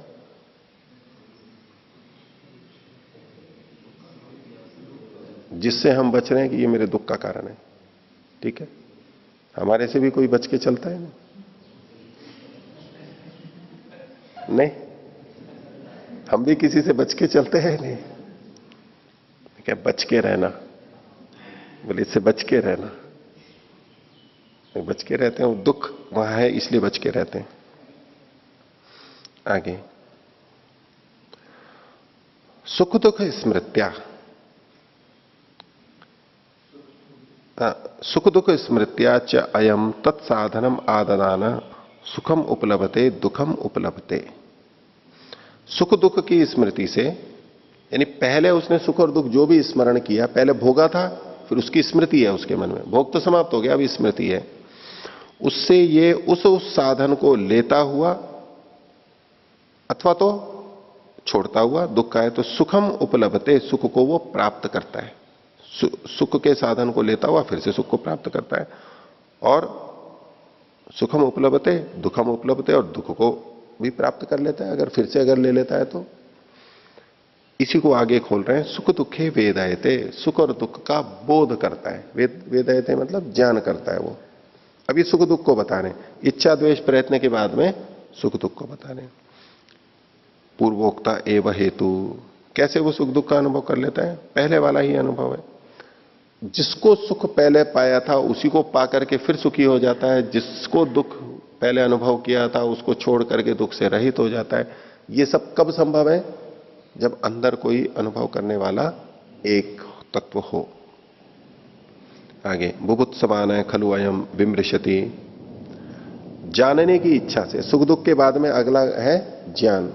तो बुभुत्समान यानी जानने की इच्छा करता हुआ ये व्यक्ति विमृशति, संशय करता है या तो प्रयत्न करता है, वहां पर विचार रहे थे। विमृशति का मतलब यहां पर है विचार रहे थी, वो विचार करता है, जानने की इच्छा करने वाला उसमें विचार करता है कि किंस्विदिति, ये क्या है, और विमृशंश्च जानीते इदमिति, और विचार करके ये क्या है, ऐसा संशय कह लो, या ये क्या है, ऐसी उत्सुकता करके और उसको जान लेता है कि ये है। तद इदम ज्ञानम, ये जो ज्ञान हुआ उसको वो बुभुत्सा विमर्शाभ्याम अभिन्न कर्तिकम गृह्यमाणम आत्मलिंगम। ये जिसने जानने की इच्छा की थी, इस प्रक्रिया में देखिए, एक पहले तो जानने की इच्छा हुई, फिर उसके लिए कुछ प्रयत्न किया, उसके पास गया और उसको जान लिया, और अब वो जानने की इच्छा समाप्त हो गई उसकी, उस वस्तु के बारे में उस समय में। तो जिसने जानने की इच्छा की थी, यानी इच्छा करने वाला, और अब उसको जिसने जाना है जानने वाला, ये दोनों एक हैं या अलग अलग हैं? ये एक हैं। अगर इनको जोड़ने वाला कोई नहीं है तो ये चीजें नहीं हो सकती, क्योंकि अगर अलग अलग है, कोई और है, जानने की इच्छा किसी और ने की थी तो वो ही जानेगा, और जो जान रहा है वो कोई और होगा। अगर कोई जानने वाला कोई और है, उसने जानने की इच्छा नहीं की, तो आपस में इसमें संबंध है, उसके आधार पर ये आत्मा का लक्षण बनता है। तदिदम ज्ञानम बुभुत्सा विमर्शाभ्याम, पहले तो जानने की इच्छा की, इसको दूसरा और जोड़ लीजिए, जानने की इच्छा और फिर विचारा, विमर्श किया, पहले इच्छा की, फिर विचारा, और अब उसने जान लिया। तो जिसने इच्छा की थी वही विचार कर रहा है और वही जान रहा है। तो बुभुत्सा विमर्शाभ्याम अभिन्न कर्तिकम गृह्यमाणम, एक ही करने वाला है इसका, जानने वाला की इच्छा, जानने की इच्छा करने वाला भी वही था और विचार करने वाला भी वही था। ये करना, ये एक ही चुकी है, ये आत्मा का लिंग बनता है कि नहीं, कोई चीज है अंदर जो एक है, वो उसी को ही आत्मा बोलते हैं। कैसे पता लगा? पूर्वोक्त है वह हेतु, वही पहले वाला है कि अगर देहांतर में होता तो ये नहीं काम नहीं होते कि किसी और शरीर ने तो जानने की इच्छा की हो, किसी और शरीर में विचार चल रहा हो और जाना किसी और ने हो, ऐसा थोड़ा ना होता है, एक में ही हो सकता है ये। तत्र देहांतरवत इति विभज्यते। अब इसमें जो ये शब्द है देहांतरवत, पीछे जो इन्होंने कहा था, पीछे कई जगह जो इन्होंने लिखा ना, देहांतरवत, देहांतर के समान, दो तीन बार आ चुका है, उस देहांतरवत को खोल रहे हैं शब्द को। तो देहांतरवत इति विभज्यते मतलब पृथक क्रियते, उसके बारे में खोल रहे हैं। यथा अनात्मवादिनो देहांतरेषु नियत विषया बुद्धि भेदा न प्रतिसंधीयन्ते। जो अनात्मवादी हैं, अर्थात जो आत्मा को स्वीकार नहीं करते, आत्मा तत्व को जो मानते नहीं है, वो कैसे करते हैं? वो जैसे आत्मा को न मानने वाले भी देहांतरेषु, भिन्न भिन्न शरीरों में, जो भिन्न भिन्न शरीरों को तो मानते हैं, वो दिख ही रहे हैं, लेकिन आत्मा को जो नहीं मानते हैं, ऐसे देहांतरों में नियत विषय वाले बुद्धि भेदा, भिन्न भिन्न विषय वाले जो बुद्धि के भेद हैं, ज्ञान के भेद हैं, वो न प्रतिसंधीयन्ते, आपस में प्रतिसंधान को प्राप्त नहीं होते, यानी जुड़ते नहीं है। कि एक व्यक्ति ने पेड़ को देखा और दूसरे व्यक्ति ने आना सागर को देखा, तो जैसे एक ने पेड़ को देखा उसका ज्ञान, और जिसने आना सागर को उधर देखा उसका ज्ञान, ये दोनों अब जुड़ेंगे नहीं, आपस में जुड़ते नहीं है ना। उसका उसके पास ज्ञान रहता है, इसका इसके पास ज्ञान रहता है। हम इस कमरे में हैं, हमारे को इस कमरे का ज्ञान है, कोई दूसरे कमरे में, उसको दूसरे कमरे का ज्ञान है, जो दूसरे शहर में वो उसको उसका शहर का ज्ञान है। सबके अनात्मवादी में भी, जो आत्मा को नहीं मानते हैं, वो भी इस बात को स्वीकार करते हैं कि अलग अलग शरीरों में जो जो व्यक्ति जान रहा है, वो ज्ञान वो उसके पास है, एक के जानने से दूसरा नहीं जान लेता उसको। तो अनात्मवादिनो देहांतरेषु, भिन्न भिन्न शरीरों में नियत विषय बुद्धि भेदा, उनके विषय भी अलग अलग थे, तो उनकी बुद्धि ज्ञान भी अलग अलग थे। एक ने आगरे का किला देखा, एक ने लाल किला देखा, आगरे का ताजमहल देखा, तो उनके ज्ञान आपस में मिलेंगे नहीं, जिसने जिसको देखा उसी के पास रहेंगे। तो जैसे वो आपस में न प्रतिसंधीयन्ते, आपस में जुड़ते नहीं है, तथा वह एक देश विषय आप ही न प्रतिसंधीयरन, तो फिर तो अगर आत्मा नहीं है अंदर, तो एक ही शरीर में होने वाले ज्ञान भी जुड़ने नहीं चाहिए। कि आंख ने जो देखा वो रूप इसी के पास रहना चाहिए, कान ने जो सुना वो उसी के पास, स्पर्श ने जो किया और रसनेन्द्रिय ने जो कहा, इनके अपने अपने रहने चाहिए, क्योंकि ये तो अलग अलग है। अगर अंदर कोई एक नहीं है तो ये अलग अलग होने चाहिए। तो ऐसे में जिसने रस चखा था वो फिर देख करके इच्छा नहीं कर सकता उसकी, क्योंकि दोनों अलग अलग होने चाहिए।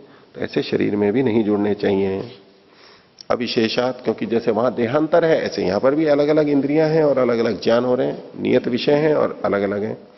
तो स्वयं एक सत्व से समाचार, तो ये जो है ये एक सत्व का, एक जीवात्मा का व्यवहार है। ये जो सारे व्यवहार हो रहे हैं ये कब हो पाते हैं कि अंदर एक आत्मा है।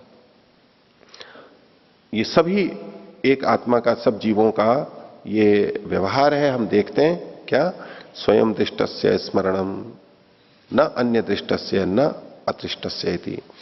जो हमने स्वयं देखा है, अनुभव किया है, हम उसी का स्मरण करते हैं। दूसरे ने देखा है उसका स्मरण हमें नहीं आता है, और जो अन्य ने देखा है उसका हमारे को नहीं होता, और जो हमने नहीं देखा है उसका भी नहीं आता है। न अन्य दृष्टस्य स्मरणम, ये एक ही आत्मा में होता है। तो एवं खलु नाना सत्वानाम समाचारो अन्य दृष्टम अन्यो न स्मरति। तो इस प्रकार ही भिन्न भिन्न आत्माओं का भी ये व्यवहार है कि अन्य के द्वारा देखे हुए को अन्य स्मरण नहीं करता है। तदेतत् उभयम अशक्यम अनात्मवादिना व्यवस्थापयितुम। तो ये जो सारी चीजें हैं, इसको अनात्मवादी इसकी व्यवस्था या व्याख्या उचित संगति नहीं लगा सकता। वो क्यों, कैसे बताएगा कि ये एक ही जुड़ कैसे रहे हैं। जो आत्मवादी है वो तो इसका उत्तर दे देगा कि भाई अंदर एक आत्मा है, अनुभव करने वाला, वो भी चख भी वही रहा था और देख भी वही रहा है। तो तदेतत् उभयम, ये जो दोनों बातें हैं,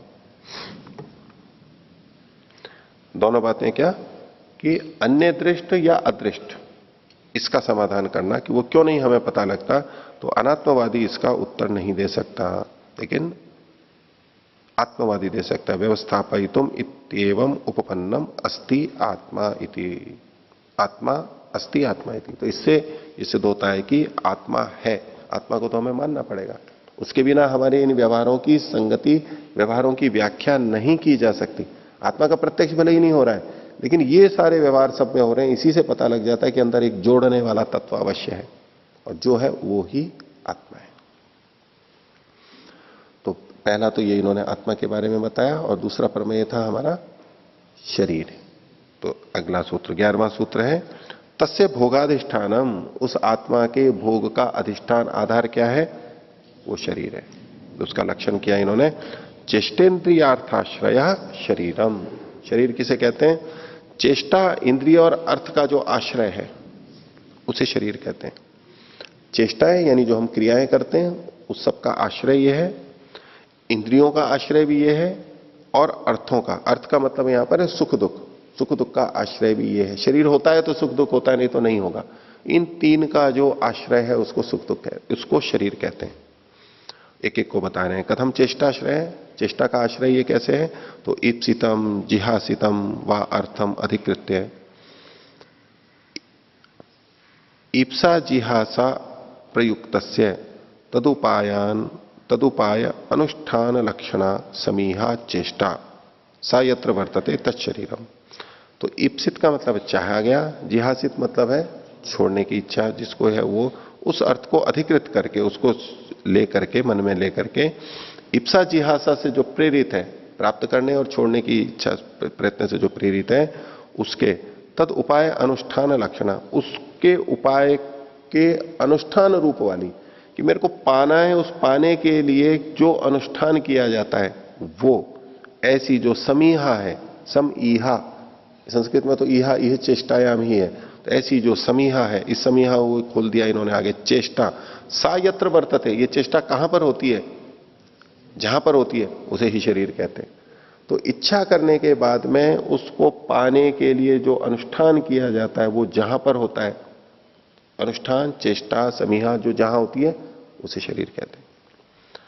कथम इंद्रियाश्रय, इंद्रियों का आश्रय कैसे है ये, तो यस्य अनुग्रहेण अनुगृहितानि उपघाते च उपहतानि। जिसके अनुग्रह से, जिस शरीर के अनुग्रह से ये अनुग्रहित होती हैं, इनका उपकार होता है, और उपघात होने पर, शरीर के नाश होने पर उपहतानि, ये भी नष्ट होती हैं। ऐसी स्वविषयेषु साधु असाधुषु वर्तन्ते। अपने अपने विषय में जो अच्छे और बुरे हैं, साधु असाधु हैं, उनमें ये विद्यमान रहती हैं।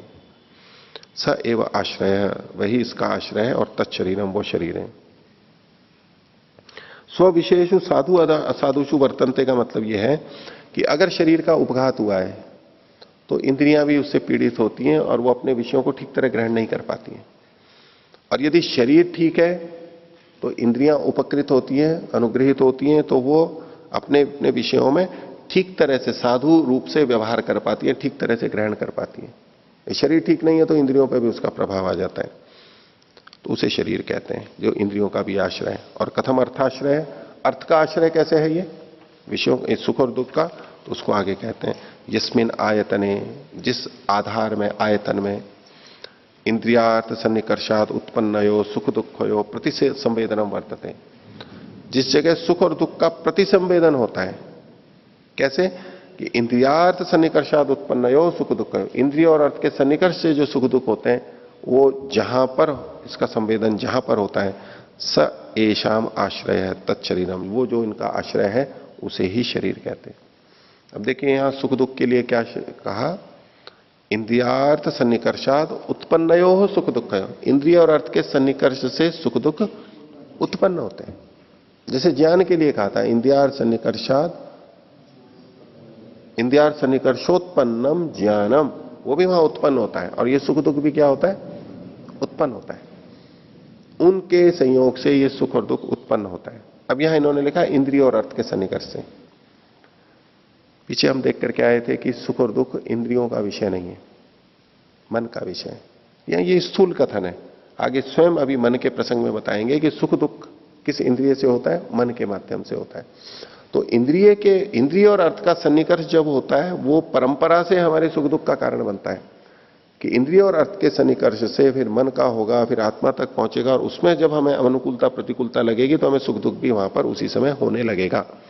तो इंद्रिय और अर्थ के सन्निकर्ष से जो सुख दुख उत्पन्न होते हैं उनका जो संवेदन होता है वो जहां पर होता है वो शरीर कहलाता है। तो चेष्टा इंद्रिय और अर्थ का जो आश्रय है वो शरीर है। वैसे तो हम सब जानते हैं शरीर किसे कहते हैं, जिंदगी भर हम पता ही है हमारे को, पर यहां इन्होंने जो लक्षण दिया कि शरीर क्या है, तो आत्मा के संदर्भ को लेते हुए कि चेष्टा इंद्रिय और अर्थ का जो आश्रय है, इस शरीर के आश्रय से हम चेष्टाएं कर पाते हैं, कर्म कर पाएंगे। ये कर्म ये शरीर हमारे लिए उपयोगी है, चेष्टा का आश्रय यही है, इसके बिना हम चेष्टाएं नहीं कर पाएंगे। इंद्रियों से हम जानते हैं, जान करके ही हम अज्ञान को दूर करेंगे, तो इन इंद्रियों का आश्रय भी ये शरीर है, इसलिए शरीर की पालना आवश्यक है, इसको उचित रखना हमारे लिए आवश्यक है। और जो सुख दुख हमारे को हो रहे हैं वो भी शरीर के रहते हुए ही हो रहे हैं, अगर शरीर नहीं है तो सुख दुख भी नहीं हो पाएगा। तो शरीर को वैसे भी ये बता सकते थे कि ये जो हमारा इतना ऐसे ऐसे रंग रूप वाला दिखता है या जो क्षीण होता है उसको शरीर कहते हैं, लेकिन उन्होंने क्या लक्षण दिया, शरीर इंद्रिय अर्थाश्रय, शरीर इंद्रिय और नहीं, चेष्टा इंद्रिय और अर्थ का जो आश्रय है। हमारे लिए तीनों चीजें बड़ी महत्वपूर्ण है, क्रियाएं, इंद्रियां जो ज्ञान का कारण है, और सुख दुख, बोले इन सबका आश्रय है ये शरीर। या इसके आधार पे ये चलते हैं, शरीर नहीं रहेगा तो ये भी नहीं हो पाएंगे, और इनको हमें पाना है, अच्छे कर्म करने हैं तो शरीर का ध्यान रखना है, इंद्रियां रखनी है ठीक ज्ञान प्राप्त करने के लिए, तो शरीर को भी ठीक रखना है, और सुख दुख, सुख को प्राप्त करना है, दुख से बचना है, तो भी ये शरीर उसका आश्रय बनेगा। इस पे ध्यान देने की बात है। तो एशाम आश्रय तत्शरीरम, ठीक है। तो आत्मा शरीर। अब तीसरा आता है इंद्रिय प्रमेयों के अंदर, उसकी दृष्टि से कुछ बातें पहले बता रहे हैं। भोग साधनानी, पुनः भोग के साधन, भोग के साधन कौन है, इंद्रियां, उन इंद्रियों के बारे में बता रहे हैं। 12वां सूत्र है घ्राण रसन चक्षु त्वक श्रोत्राणि इंद्रियाणि भूतेभ्यः। ये 5 इंद्रियों का नाम होता है। घ्राण यानी जो सूंघने वाली हमारी इंद्रिय है, रसन यानी जिह्वा जिससे हम रस लेते हैं, चक्षु नेत्र, त्वक यानी त्वचा, और श्रोत्राणि मतलब कान। श्रोत्राणि मतलब ये सब इंद्रियों के कारण से यहां बहुवचन है, वैसे तो कान 2 ही है। तो ये जो इंद्रियां हैं ये भोग के साधन है, और साथ में इसके लिए इन्होंने कहा कि भूतेभ्यः, ये भूतों से होते हैं। भूत का मतलब है 5 महाभूत, पृथ्वी जल अग्नि वायु और आकाश, इससे ये उत्पन्न होती हैं। ये भौतिक इंद्रियां मानी गई हैं, वैसे अन्य दर्शनों में दूसरी दृष्टि से अभौतिक मानी जाती हैं। सूक्ष्म इंद्रियां अभौतिक हैं, यहां भौतिक स्थूल इंद्रियों की बात करते हैं तो इनको भौतिक माना गया है। और 5 महाभूतों का क्रमशः है, जैसे घ्राण है पृथ्वी तत्व, उसमें गंध गुण रहता है मुख्य। रसन है ये जल है, उसमें रस गुण रहता है मुख्य। चक्षु ये अग्नि की दृष्टि से, उसमें रूप गुण रहता है। और त्वक स्पर्श है, स्पर्श गुण किसका है? वायु का, ये वायु महाभूत आ गया। और श्रोत्र शब्द, शब्द किसका गुण है? आकाश का। तो जो महाभूतों का क्रम है उसी क्रम से यहां पर इन्होंने इंद्रियों को दिया है, नीचे से ऊपर के क्रम में, पृथ्वी जल अग्नि वायु और आकाश। घ्राण रसन चक्षु त्वक और श्रोत्र, ये भूतों से उत्पन्न होती है। इनका अर्थ समझाते हुए भाष्यकार ने कहा भी घ्राण किसे कहते हैं? बोले जिघ्रति अनेन घ्राणम। जिघ्रति मतलब सूंघता है, जिससे सूंघता है उसे घ्राण कहते हैं, जिससे सूंघता है। ये तो कर्ण के रूप में हुआ। और दूसरे ढंग से कहते हैं गंधम गृह्णाति इति, ये निर्वचन कर दिया। ये जो जिघ्रति अनेन इति घ्राणम, ये तो इसकी शब्द की दृष्टि से उत्पत्ति की गई। और इसका निर्वचन अर्थ करते हुए कहा गंधम गृह्णाति, ये गंध को ग्रहण करता है, उसे घ्राण कहते हैं। ऐसे ही सब इंद्रियों का कहा रसयति अनेन इति रसनम, जिसके द्वारा रस का ज्ञान होता है वो रसन कहलाता है। और रसम गृह्णाति इति, रस को ग्रहण करता है, ये रसनेन्द्रिय हो गया। चक्षु के लिए कहा चष्टे अनेन इति चक्षु, जिससे कुछ देखता है। चष्टे मतलब देखता है, जिसके द्वारा, उसको चक्षु कहते हैं। निर्वचन किया रूपम पश्यति, ये रूप को देखता है। आगे त्वक संस्थानम इंद्रियम त्वक, त्वक है स्थान जिसका, वो जो इंद्रिय है उसको यहां पर, उस इंद्रिय को ही यहां पर त्वक शब्द से कह दिया गया। त्वक जो है, त्वचा है, ये स्पर्श इंद्रिय का स्थान है। स्पर्श, ये सूत्र में जो त्वक शब्द पड़ा है, तो ये जो त्वक शब्द है ये स्पर्श इंद्रिय का स्थान होने से इसको त्वक को ही स्पर्श इंद्रिय की जगह त्वक शब्द यहां पर पढ़ दिया गया है। बाकी त्वक उसका आधार है।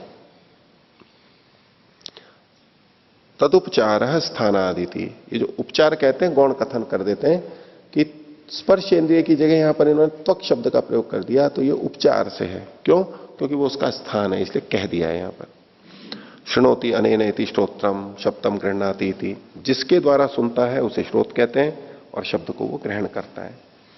तो इस प्रकार से ये जो इन्होंने पांचों का कहा एवं समाख्या निर्वचन सामर्थ्यात बोध्यम, इनके समाख्या और निर्वचन के माध्यम से इसके बारे में जान लेना चाहिए। समाख्या कहते हैं नाम को, तो ये जो पांचों नाम हैं इसके लिए इन्होंने तोड़ तोड़ के बताया, जिघ्रति अनेन इति ग्रहणम, ऐसे ये तो है समाख्या को। और निर्वचन क्या है? गंधम गृह्णाति इति।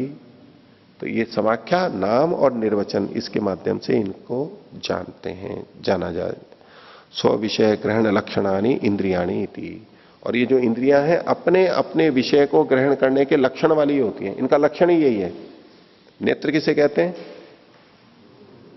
जिससे रूप का पता लगता है, रूप नेत्र का विषय है, तो नेत्र का लक्षण क्या बनाएंगे? जिससे देखा जाता है, जिससे रूप का ग्रहण होता है उसे नेत्र कहते हैं। जो इंद्रिय जिस विषय को ग्रहण करती है वो विषय को, उस विषय को बोलते हुए वही उसका लक्षण बन जाएगा। वही श्रोत्र किसे कहते हैं? तो शब्द इसका विषय है, तो जिससे शब्द का ग्रहण होता है वो श्रोत्र हो गया, यही उसका लक्षण बन गया। जिह्वा किसे कहते हैं? यानी रसनेन्द्रिय किसे कहते हैं? इसका विषय है रस, तो जिससे रस का ग्रहण होता है उसको रसनेन्द्रिय कहते हैं, ये रसनेन्द्रिय का लक्षण हो गया। तो जिस जिस विषय को ग्रहण करते हैं बस उसी उसी लक्षण वाली ये इंद्रियां होती हैं। स्व विषय ग्रहण लक्षणानि इंद्रियाणी थी भूतेभ्य इति, और जो अंत में कहा इन्होंने भूतेभ्य, सूत्र का वचन है, शब्द है, उसको खोल रहे हैं भूतेभ्य इति, उसको खोल रहे हैं आगे। नाना प्रकृति नाम एशाम सताम विषय नियम, भिन्न भिन्न प्रकार की प्रकृति वाला होते हुए इनके विषय का नियम है। विषय का नियम का मतलब हुआ कि ये इंद्रियां निश्चित इंद्रिय निश्चित विषय को जानती है, यानी नेत्र ही रूप को देखते हैं, श्रोत्र रूप को नहीं देख सकते, रसना रूप को नहीं देख सकती। तो ये हुआ इनका नियत विषय। क्यों है इनका नियत विषय? क्योंकि ये नाना, नाना का मतलब है अनेक प्रकार के, भिन्न भिन्न प्रकार की प्रकृति वाली होती हैं। प्रकृति का मतलब है इनका जो उपादान कारण है, वो उपादान कारण क्या है? ये पांच महाभूत। इन पांचों इंद्रियों के पांच महाभूत अलग अलग उपादान कारण हैं, इसलिए नाना प्रकृति नाम एशाम सताम विषय नियम है। इसलिए इनके विषय का नियम बन पाता है। ये अलग अलग महाभूतों से बनी है, इसलिए अलग अलग विषय को ही ग्रहण करती है। प्रधानता से कथन है नैक प्रकृति नाम, एक प्रकृति वाले होने पे नहीं हो सकता। एक प्रकृति का मतलब है समान प्रकृति। यदि ये पांचों की पांचों महाभूतों से जो के तू बनी हुई होती, इनका मसाला जो है उपादान कारण है वो एक ही जैसा होता, तो ये अलग अलग विषयों को ग्रहण करने वाली नहीं होती। ये अलग अलग विषय वालों को ग्रहण कर रही है, इसका मतलब है इनकी प्रकृति भी अलग अलग है। सती च विषय नियमे स्व विषय ग्रहणत्वम भवती इति। सती च विषय नियमे, विषय का नियम अलग अलग होने से, विषय का इनका चूंकि नियम है, इसलिए स्व विषय के ग्रहण के लक्षण वाली ये होती है। अगर ये सब विषयों को ग्रहण कर रही होती तो इनका लक्षण क्या बनता? मतलब सभी इंद्रियां सभी विषयों को ग्रहण करती तो एक एक विषय को ग्रहण करने वाला लक्षण थोड़ा ना बन सकता था इनका कि जिससे शब्द सुनते हैं उसको श्रोत्र बोलते हैं। ऐसा कर ही नहीं सकते थे। चूंकि इनके विषय नियत हैं, इसलिए एक एक विषय इनका लक्षण बन जाता है। तो आज का विषय इतना ही रखते हैं। प्रणव था।